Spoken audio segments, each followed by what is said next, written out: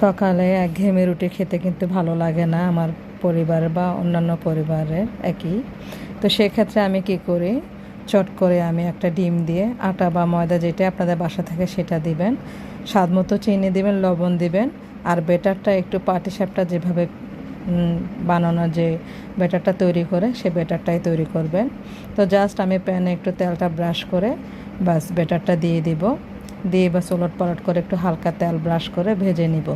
যেহেতু পিঠাটা একটু মিষ্টি থাকে সেক্ষেত্রে কিন্তু পিঠাটা খালি খাওয়া যায়, শুধু সকালে না বিকেলের নাস্তা কিন্তু এটা আপনি খেতে পারেন, নিজের মতো করে একটু পুর দিয়ে খেতে পারেন বা খালি কিন্তু খাওয়া যায়।